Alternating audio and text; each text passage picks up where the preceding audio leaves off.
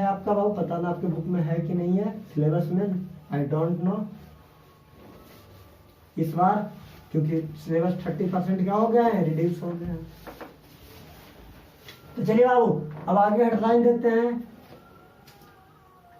Total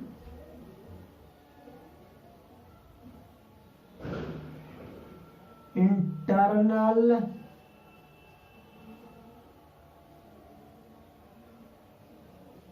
reflection, total internal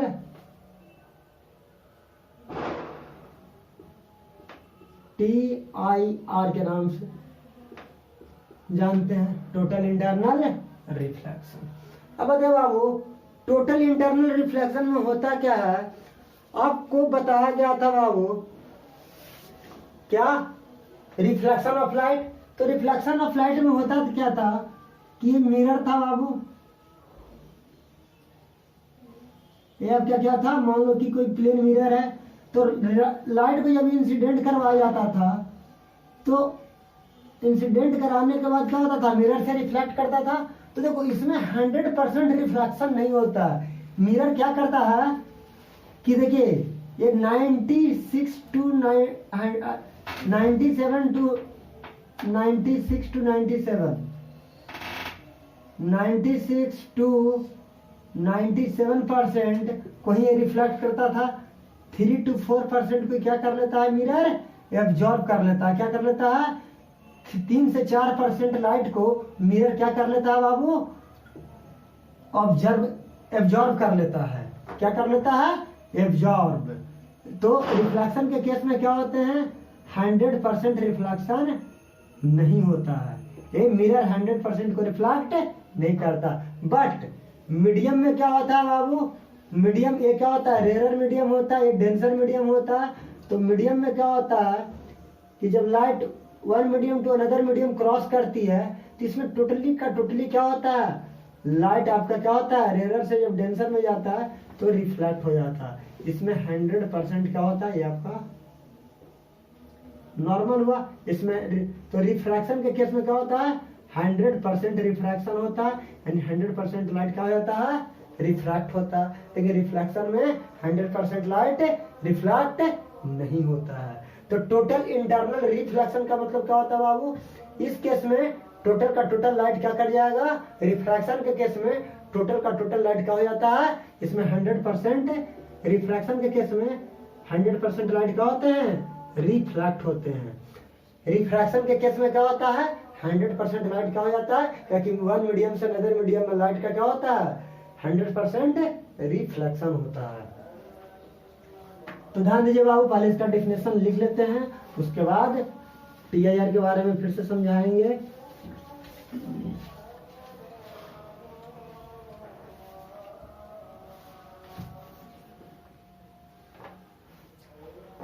तो पहला point देके लिख लीजिए बाबू,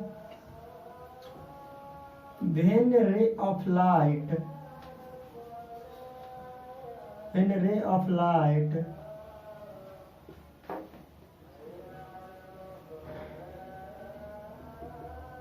traveling in a denser medium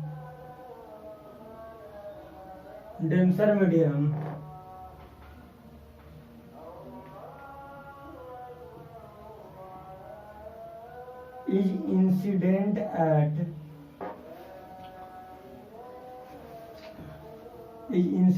at the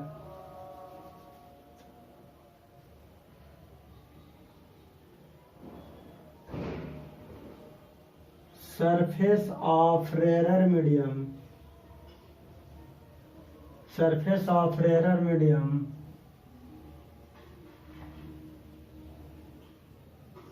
such that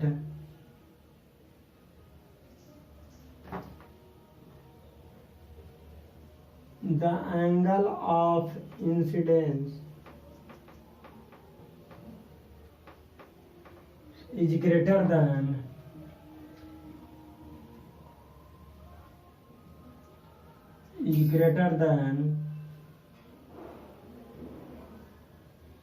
the angle of incidence क्या होता है बाबू, ग्रेटर देन किससे होता है, क्रिटिकल एंगल से। टोटल इंटरनल के केस में क्या होता है, क्रिटिकल एंगल से एंगल ऑफ इंसिडेंस क्या होता है, ग्रेटर होता है। ठीक है, सेकंड पॉइंट में लिखिए,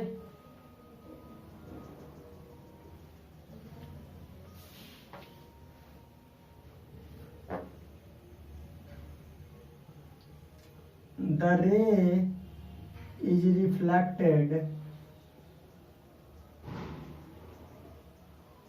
back into the denser medium, back into the denser medium,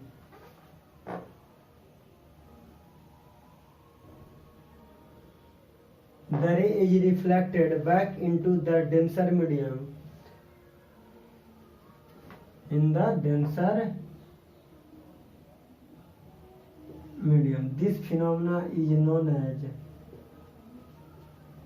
this phenomenon is known as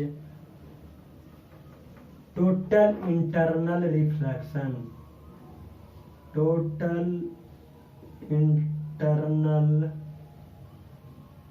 reflection क्या होता है, टोटल इंटरनल रिफ्लेक्शन होता है। अब इनसे इसेंशियल कंडीशन क्या है बाबू, essential condition for total internal reflection का इसेंशियल कंडीशन क्या है, फर्स्ट है बाबू, light must travel in a denser medium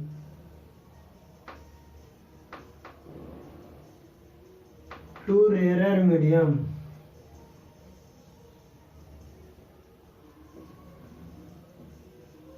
second में लिखिए, the angle of incidence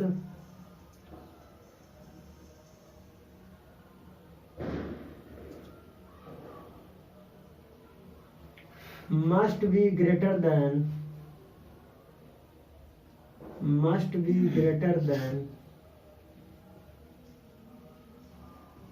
the critical angle, critical angle से क्या होना चाहिए, ग्रेटर देन होना चाहिए, यानी आई क्या होना चाहिए, ग्रेटर देन आई सी होना चाहिए। अगर I angle of incidence critical angle से बड़ा हो जाएगा तो उस केस में क्या होगा, टोटल इंटरनल रिफ्रैक्शन होगा। किस केस में, रिफ्रैक्शन के केस में। अब हम रिफ्लेक्शन किसके केस में पढ़ रहे हैं, रिफ्रैक्शन में पढ़ रहे हैं कि कैसे होगा बाबू, तो देखिए बताते हैं। टोटल इंटरनल रिफ्लेक्शन,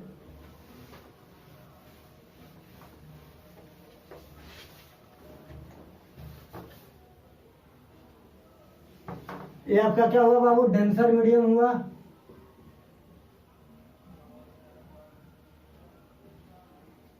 ये आपका रेयर मीडियम हो गया,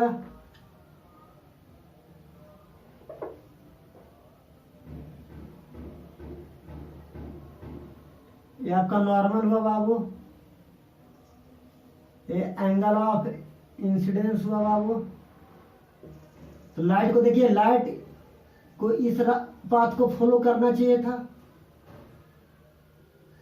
बट लाइट डेंसर मीडियम में, रेयर मीडियम में क्या होता है, goes away from the normal, तो लाइट इस पाथ को फॉलो करेगा, तो यहाँ पर रिफ्रैक्टेड रे हो गया।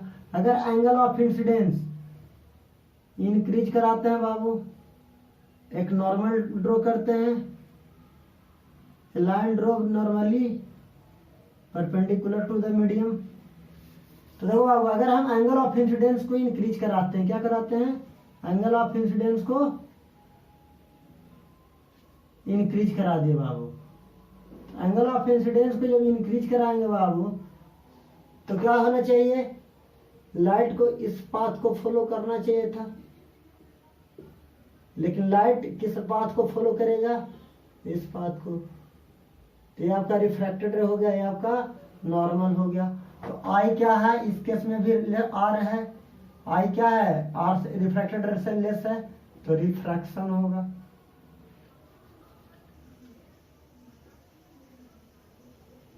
रिफ्रैक्शन होगा।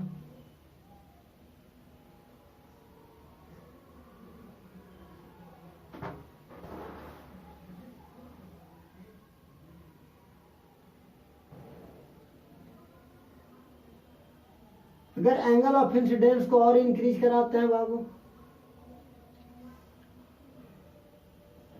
तो एंगल ऑफ इंसिडेंस को इंक्रीज कराया तो लाइट इस पाथ को फॉलो करना चाहिए था, बट लाइट किस पाथ को फॉलो करेगा बाबू, लाइट इस पाथ को फॉलो करेगा।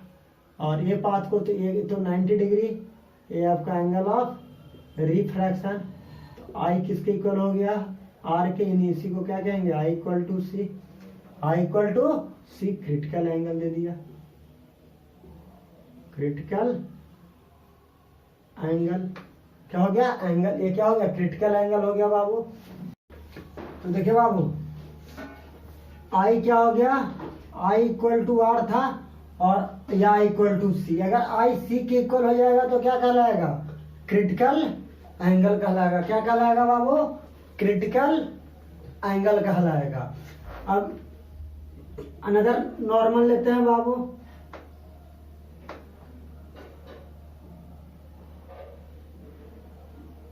अनदर नॉर्मल लेते हैं।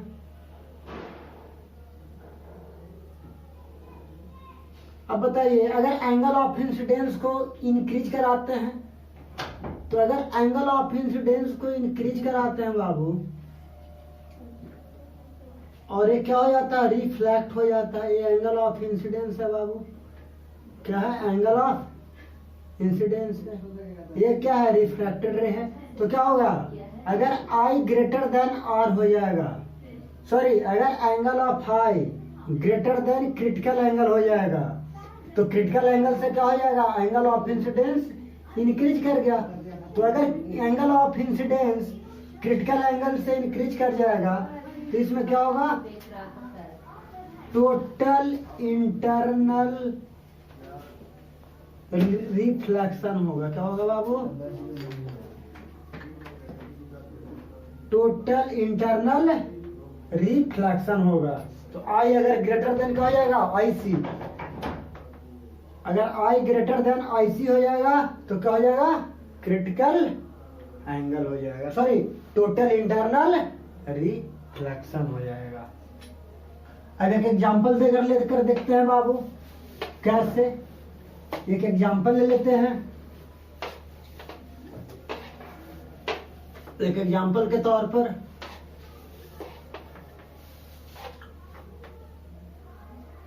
तो मान लीजिए, एक एग्जांपल लेते हैं और चेक करते हैं टोटल इंटरनल। तो ये आपका मान लो बाबू कि आपका मीडियम हुआ, ये आपका डेंसर मीडियम हुआ, ये आपका रेरर मीडियम हो गया। यानी यहाँ पे मान ले बाबू, ये आपका रेरर मीडियम हो गया और ये आपका डेंसर मीडियम हो गया। कौन सा मीडियम हो गया बाबू, डेंसर मीडियम हो गया। अगर मान लो बाबू कि हम लेट क्रिटिकल एंगल को कितना मान ले बाबू,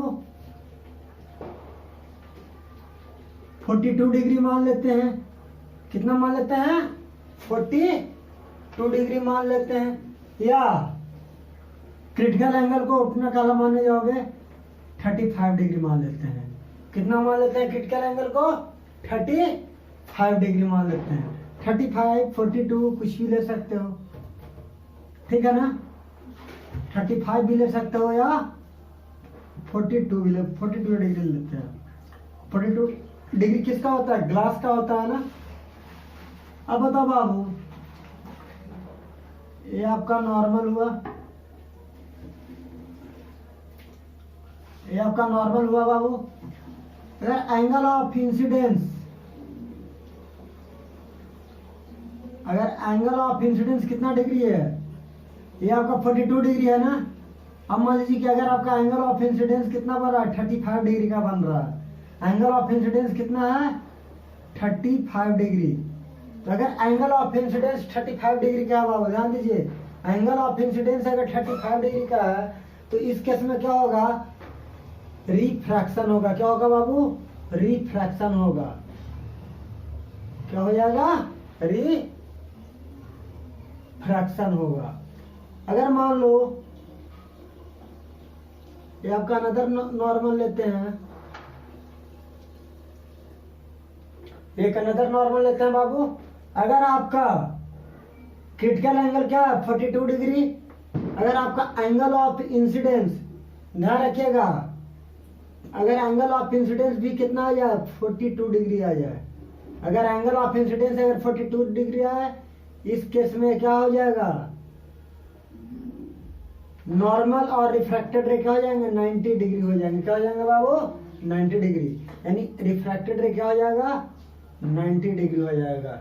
ठीक है, जब दोनों क्रिटिकल एंगल अगर आई इक्वल टू क्या हो जाए, सी हो जाए। अब आओ थर्ड केस में देखिए,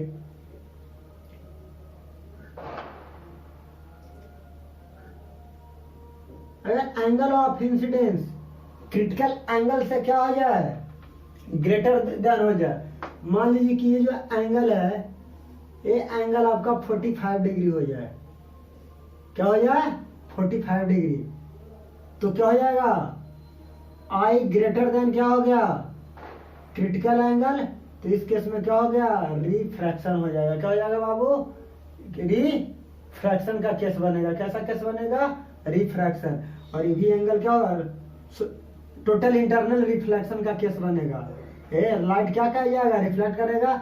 ये नॉर्मल है तो क्या होगा, एंगल ऑफ इंसिडेंस और रिफ्रैक्टेड रे क्या हो जाएंगे,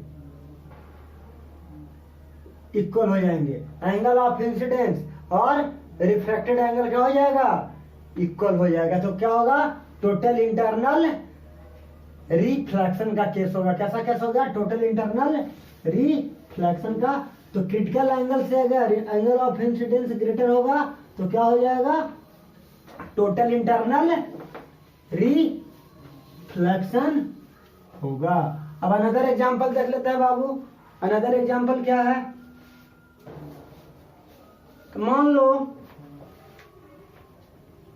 हम क्या लेते हैं, एक राइट ट्रायंगल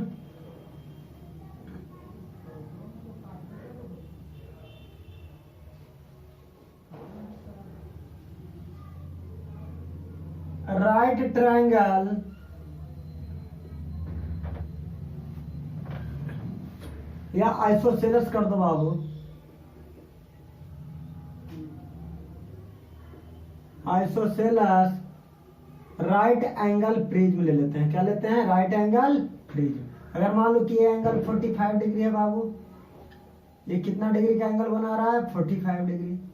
ये एंगल कितना का रहा है बाबू, 45 डिग्री का हो रहा है। अगर मान लो कि कोई एंगल नॉर्मली क्या होता है, इंसिडेंस करता है।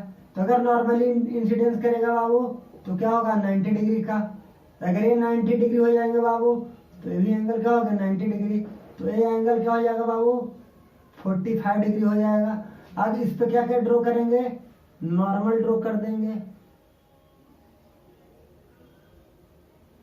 क्या ड्रॉ कर देंगे, नॉर्मल। अगर नॉर्मल ड्रॉ करेंगे तो नॉर्मल और नॉर्मल के साथ क्या बनाएगा, ये इंसिडेंट रे क्या बनाएगा, 90 डिग्री का एंगल। तो ये अगर 45 डिग्री है तो मिरर के साथ देखो, मिरर और नॉर्मल के बीच क्या होता है, 90 डिग्री का एंगल होता है। तो ये 45 डिग्री तो भी क्या हो जाएगा, 45 डिग्री का एंगल हो जाएगा।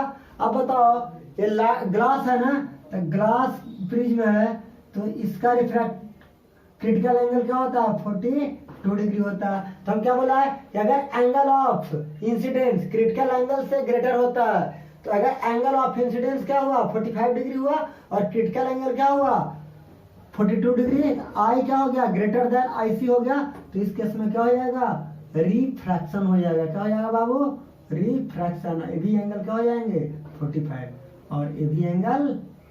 क्यों, मिरर के साथ नॉर्मल क्या बनाता है, 90 डिग्री।